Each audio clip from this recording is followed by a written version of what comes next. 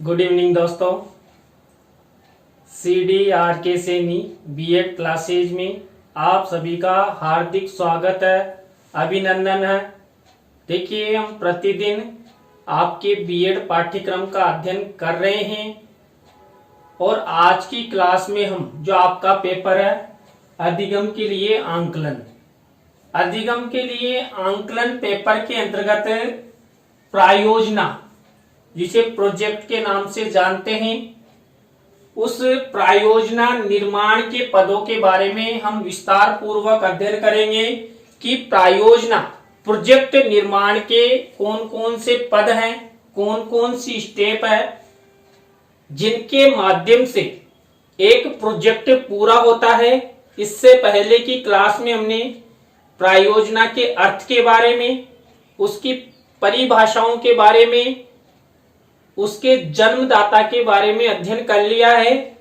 तो आप सब बने रहें हमारे साथ, हमारे YouTube चैनल पर। वीडियो को स्वाइप नहीं करें और अंत तक आप क्लास के साथ बने रहते हैं तो आपको प्रायोजना, जिसे हम इंग्लिश में प्रोजेक्ट कहते हैं, उस प्रोजेक्ट को बनाने का अधिगम हो जाएगा। देखिए, सबसे पहला जो स्टेप होता है प्रायोजना प्रोजेक्ट निर्माण का पहला पद होता है प्रस्तावना।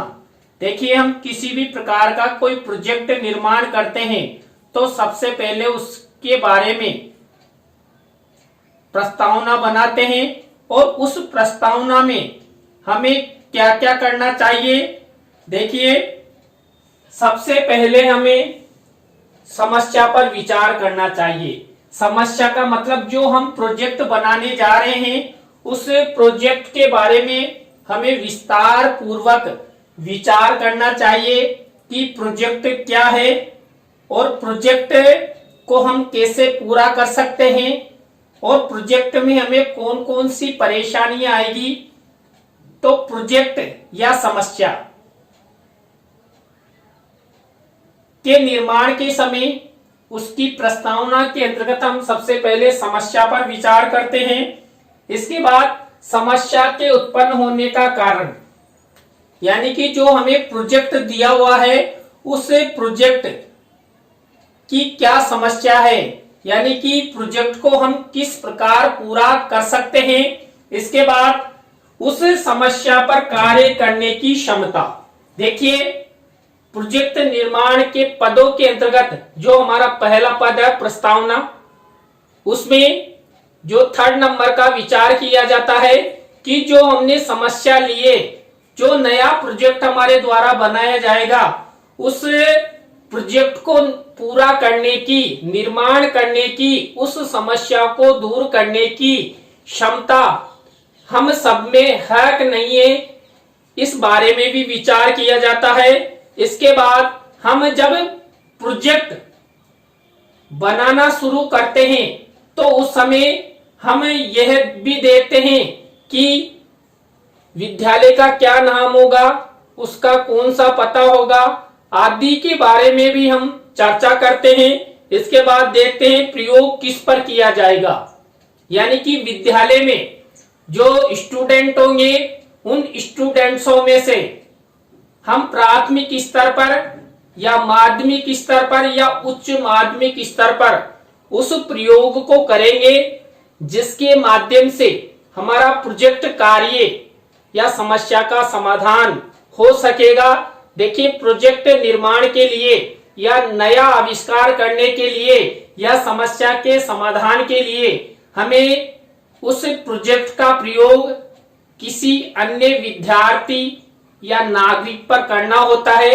तो यहाँ पर जो प्रोजेक्ट का निर्माण किया जाता है उस प्रोजेक्ट के अंतर्गत देखिए, हमने जो प्रोजेक्ट निर्माण के पद है उसमें जो पहला पद है, पहले स्टेप है, उसके अंतर्गत 5 बिंदुओं का अध्ययन कर लिया है। छठा बिंदु होता है प्रयोगकर्ता का नाम एवं पद, यानी कि जो प्रयोग करने वाला है उसका क्या नाम है और उसका पद है, इस बारे में प्रस्तावना तैयार की जाती है। इसके बाद शैक्षिक योग्यता, प्रयोगकर्ता की शैक्षिक योग्यता का निर्धारण भी प्रोजेक्ट निर्माण के समय या समस्या के समाधान के समय देखा जाता है।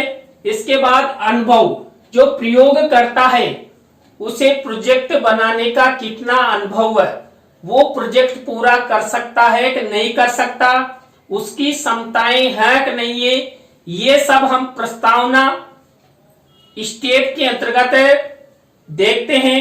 इसके बाद प्रयोग करने योग्य कक्षा, देखिए हमने विद्यालय का नाम चुन लिया, विद्यार्थियों का स्तर चुन लिया, तो कौन सी कक्षा के छात्रों पर ये प्रयोग किया जाएगा। देखिए कई बार विद्यालयों में जो कक्षाएं होती है वो कई वर्गों में डिवाइड रहती है, तो हमें कक्षा 6 वर्ग ए पर या बी पर या कक्षा 10 ए या बी पर उस प्रयोग को करना है। इसके बाद स्थान का चुनाव, देखिए विद्यालय भी चुन लिया और उस विद्यालय में हम उस प्रोजेक्ट को, जो प्रोजेक्ट को पूरा करने के लिए जो प्रयोग करेंगे उस प्रोजेक्ट के स्थान का चुनाव भी हम करेंगे कि विद्यालय की प्रयोगशाला में करेंगे या कोई अच्छा पर्यावरणीय वातावरण विद्यालय में देखा जाएगा, किसके द्वारा किया जाए। देखिए प्रोजेक्ट निर्माण के अंतर्गत जो प्रस्तावना है उसके अंतर्गत देखा जाता है कि प्रयोग किसके द्वारा किया जाए। इसके बाद देखिए आदि सूचनाओं की जानकारी, देखिए जो प्रोजेक्ट निर्माण का जो पहला पद है प्रस्तावना, उसके अंतर्गत इन 10 बिंदुओं का हमें विशेष रूप से ध्यान रखना होता है।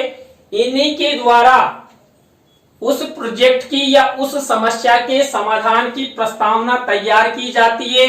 ये सामान्य जानकारी एक प्रोजेक्टकर्ता को या प्रयोगकर्ता को विशेष रूप से होनी चाहिए। इसी के माध्यम से, उसकी प्रस्तावना के माध्यम से उस प्रयोग को गति प्रदान होती है और उस प्रोजेक्ट का कार्य शुरू होता है। इसके बाद देखिए दूसरा पद होता है शीर्षक। जो प्रोजेक्ट निर्माण के पद है उसमें सेकंड स्टेप है शीर्षक, यानी कि हमारी क्या समस्या होगी या प्रोजेक्ट का क्या नाम होगा। देखिए यहाँ पर समस्या का नाम एवं स्पष्टीकरण कि हम किस प्रकार की समस्या का निराकरण करेंगे या छात्रों से कौन सा प्रोजेक्ट पूरा करवाएंगे या प्रयोगकर्ता कौन सा प्रोजेक्ट तैयार करेगा, उसका नाम प्रोजेक्ट निर्माण के अंतर्गत दूसरी स्टेप जो शीर्षक है उसके अंतर्गत देखा जाता है। इसके बाद देखा जाता है प्रोजेक्ट योग्य समस्या। देखिए जो छात्रों को या प्रयोगकर्ता को जो प्रोजेक्ट निर्माण का कार्य दिया जाता है, समस्या के निदान का कार्य दिया जाता है, उसमें वो प्रोजेक्ट या समस्या योग्य है कि नहीं, उसको पूरा किया जा सकता है कि नहीं किया जा सकता, जो शीर्षक हमने चुना है वो ठीक है कि नहीं है, ये सब प्रोजेक्ट के शीर्षक के अंतर्गत देखा जाता है। मान लीजिए कोई प्रयोग करता है, उसे प्रोजेक्ट वर्क दिया गया या समस्या दी गई कि माध्यमिक स्तरीय जो छात्र हैं उन छात्र छात्राओं की बुद्धि लब्धि का तुलनात्मक अध्ययन। अब उसमें भी जो हमने शीर्षक लिया है माध्यमिक स्तरीय छात्र छात्राओं की बुद्धि लब्धि, इसमें भी देखा जाएगा कि ये समस्या या ये टॉपिक या ये प्रोजेक्ट हम पूरा कर सकते हैं नहीं कर सकते। इसके बाद देखिए प्रायोजना प्रोजेक्ट निर्माण का थर्ड पद होता है प्रायोजना की आवश्यकता। यानी कि प्रोजेक्ट की हमें क्यों आवश्यकता हुई, जो हमने समस्या ली, जो प्रोजेक्ट हम करने जा रहे हैं उसकी आवश्यकता हमें क्यों महसूस हुई। यहां पर थर्ड स्टेप के अंतर्गत उसका स्पष्टीकरण किया जाता है कि वर्तमान समय में समस्या या प्रोजेक्ट चुनने का क्या कारण है। इस प्रोजेक्ट निर्माण के थर्ड पद के अंतर्गत यह देखा जाता है शैक्षिक समस्याओं की उत्पत्ति का कारण। मान लीजिए किसी प्रयोगकर्ता ने शैक्षिक समस्या लिए या शैक्षिक प्रोजेक्ट लिया है, तो उसकी उत्पत्ति का मुख्य कारण क्या है। मान लीजिए अंग्रेजी माध्यम और हिंदी माध्यम के जो छात्र होते हैं, हिंदी माध्यम के छात्र अंग्रेजी ठीक से नहीं पढ़ पाते हैं, तो उस समस्या, इस तरह की जो शिक्षा संबंधी समस्याएं हैं वो क्यों ली जाती है, इसका मुख्य कारण का स्पष्टीकरण प्रायोजना की आवश्यकता के अंतर्गत किया जाता है। देखिए ये हमारे चैनल का कीवर्ड है CDRK सैनी, और जो हमारा चैनल है CDRK सैनी बीएड क्लासेज, यह चैनल CDRK सैनी परिवार की ओर से संचालित है। तो आप सबसे अपेक्षाएं की जाती है कि हमारे चैनल को अधिक से अधिक सब्सक्राइब करें, अपने मित्रों और सहपाठियों को हमारे चैनल की वीडियो शेयर करें, लाइक करें, कमेंट्स करें।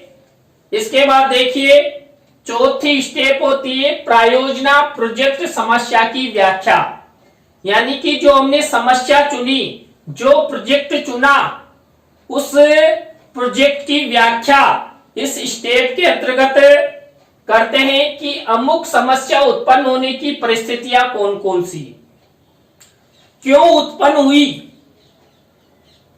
इसके मुख्य कारण क्या रहे, कौन सी परिस्थितियों के अंतर्गत जो प्रोजेक्ट या समस्या है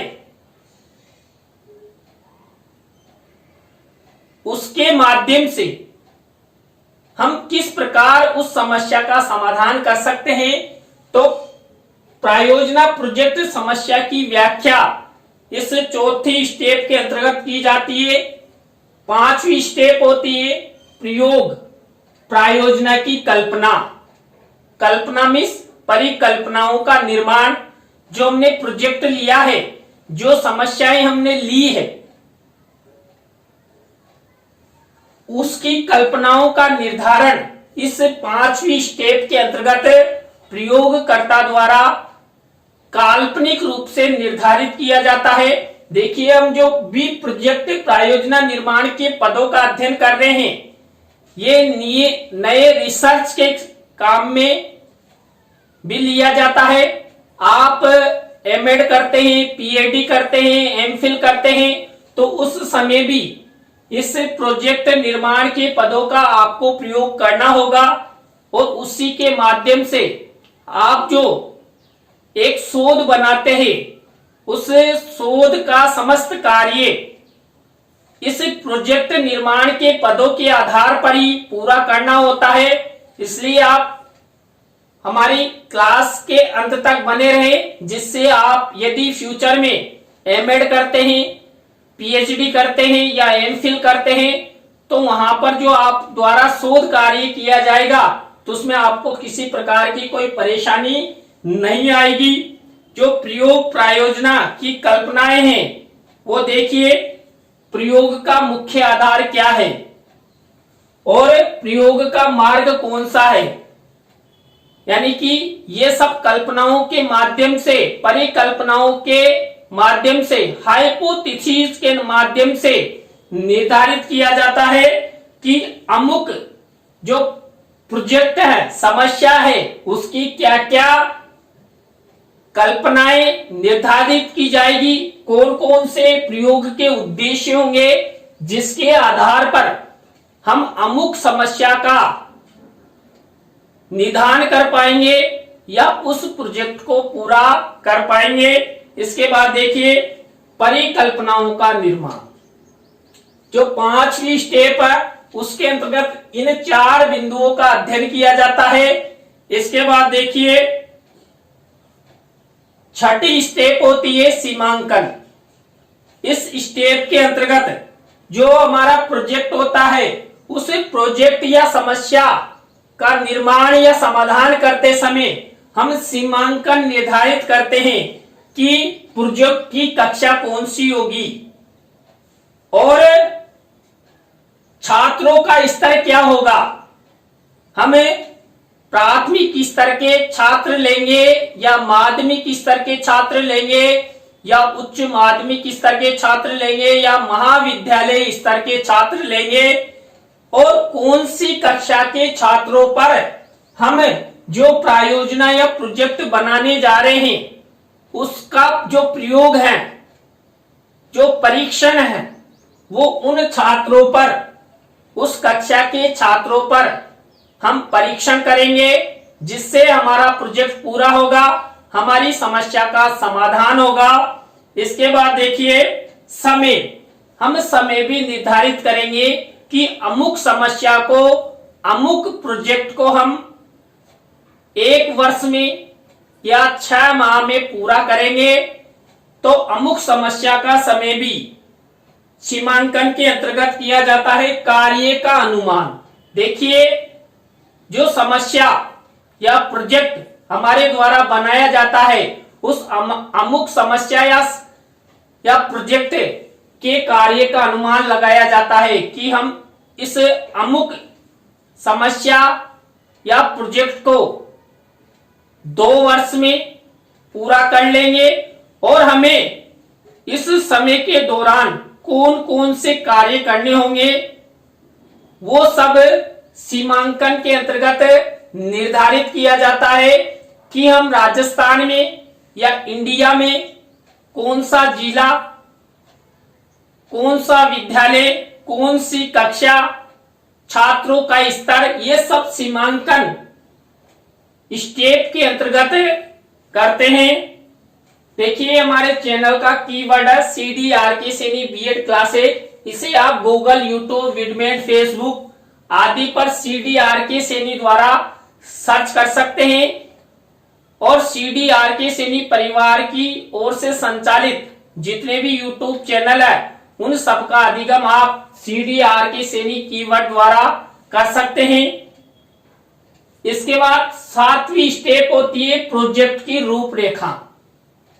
देखिए हमने जो अमुक समस्या ली या प्रोजेक्ट लिया, उस प्रोजेक्ट की रूपरेखा हम किस तरह निर्धारित करेंगे, कौन सी विधि का प्रयोग करेंगे, अमुक समस्या के समाधान हेतु या अमुक प्रोजेक्ट के को पूरा करने में जो अनेक शिक्षण विधियां ली जाती है, जैसे साक्षात्कार विधि है, निरीक्षण विधि है, परीक्षा के माध्यम से परीक्षा का प्रशासन किस तरह किया जाएगा, वो सब प्रोजेक्ट की रूपरेखा के अंतर्गत देखा जाता है।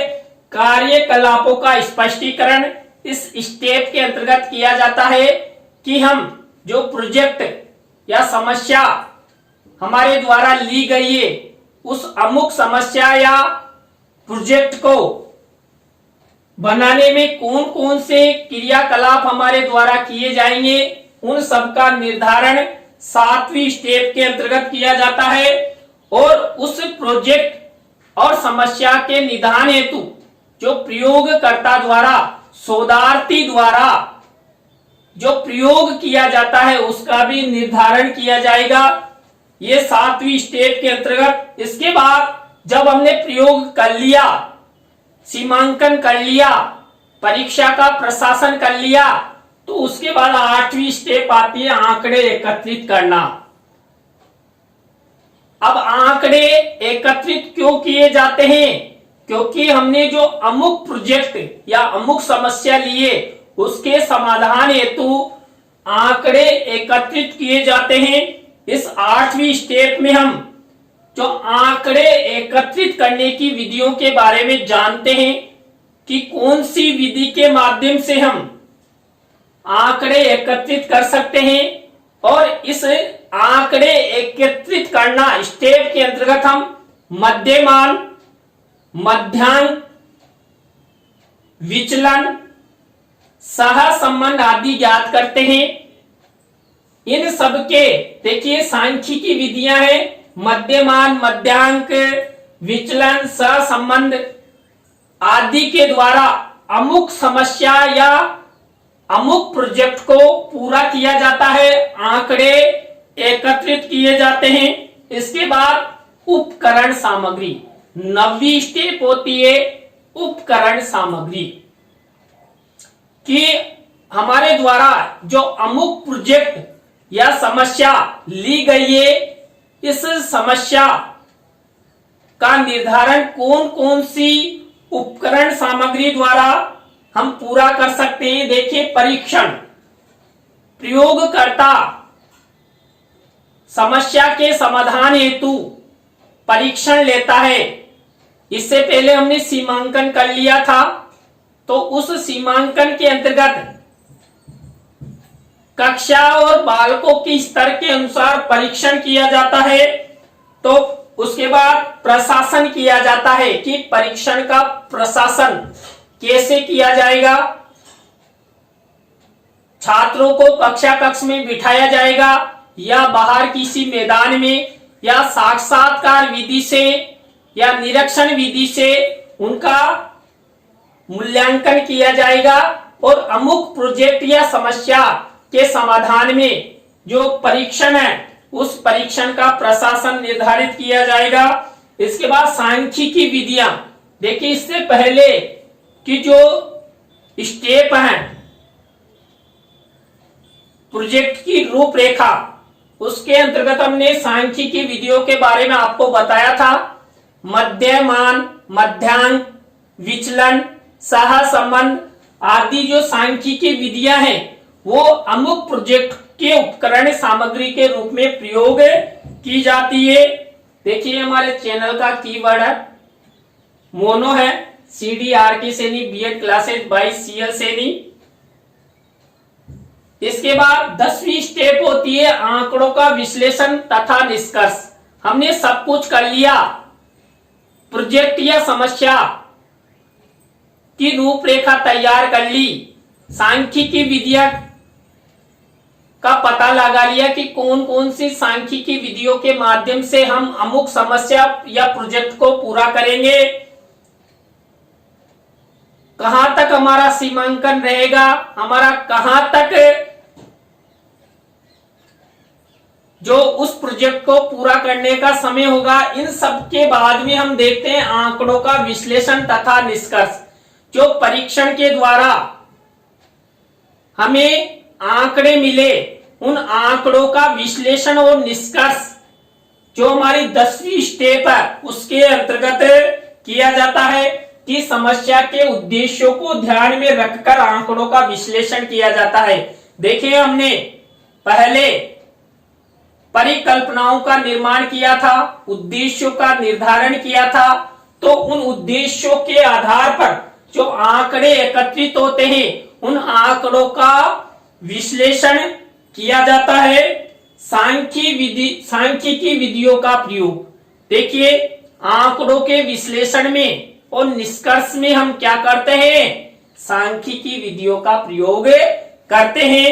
इसके बाद देखिए आंकड़ों की तुलना, जो हमें अमुक समस्या या प्रोजेक्ट को पूरा करने हेतु जो आंकड़े मिले और आंकड़ों का जब हमने विश्लेषण किया तो उनमें तुलना की जाती है कि जैसे मान लीजिए किसी प्रयोगकर्ता ने अंग्रेजी माध्यम और हिंदी माध्यम के छात्र छात्राओं पर अमुक समस्या या प्रोजेक्ट के बारे में परीक्षण किया, तो दोनों का जो परिणाम आया वो अलग अलग होगा।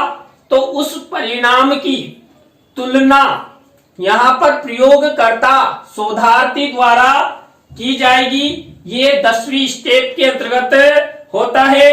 इसके बाद आंकड़ों में अंतर, देखिए जब प्रयोगकर्ता द्वारा या शोधार्थी द्वारा जो आंकड़े मिले उस आंकड़ों में तुलना की जाती है, और उस तुलना में आंकड़ों में अंतर आता है कि अंग्रेजी माध्यम के छात्र छात्राओं के आंकड़े अलग आए, हिंदी माध्यम के छात्र छात्राओं के आंकड़े अलग आए, तो दोनों का जो अंतर आया वो अमुक समस्या या प्रोजेक्ट को पूरा करने में, संबंधित समस्या को पूरा करने में सहयोग प्रदान करते हैं। इसके बाद जो लास्ट 12वीं स्टेप होती है परिणाम। देखिए इस स्टेप के अंतर्गत प्रयोग प्रायोजना परिणामों का नवीन परिस्थितियों में उपयोग। देखिए जो अमुक समस्या या प्रोजेक्ट हमारे द्वारा निर्धारित किया गया था, जिस समस्या या प्रोजेक्ट पर हम कार्य कर रहे थे, उस प्रोजेक्ट या समस्या के आंकड़ों के द्वारा हमें पता लग गया कि अमुक समस्या का क्या परिणाम रहा, तो उस परिणाम का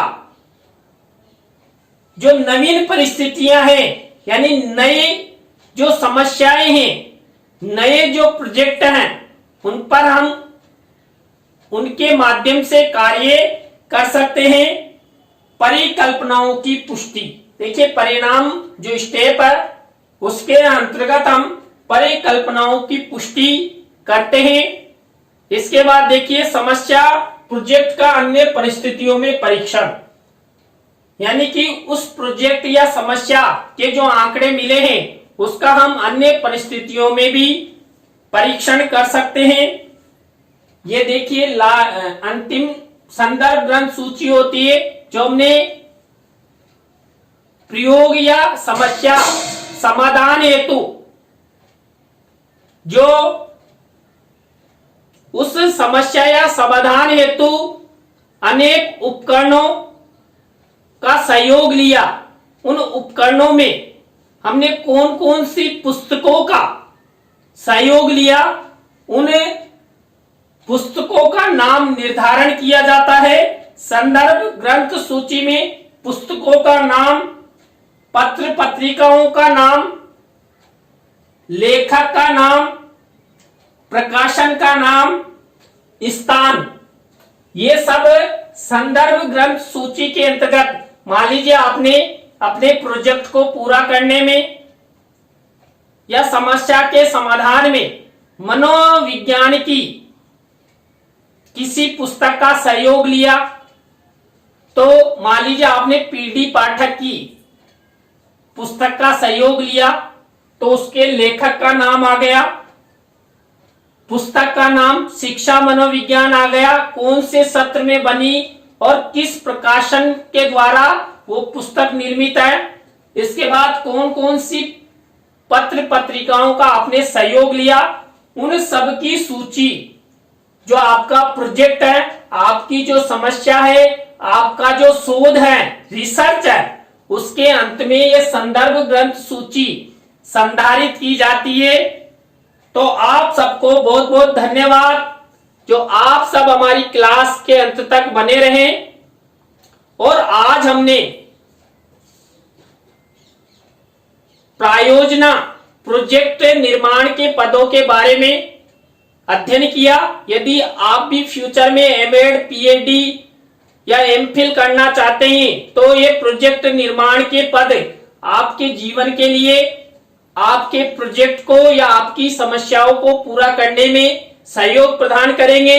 यदि आपको मेरी क्लास अच्छी लगी हो तो लाइक करें, कमेंट्स करें और वीडियो को शेयर जरूर करें। नए टॉपिक के साथ हम आपसे फिर मिलेंगे CDRK Saini B Ed classes YouTube channel पर। तो राम राम सा, बाय।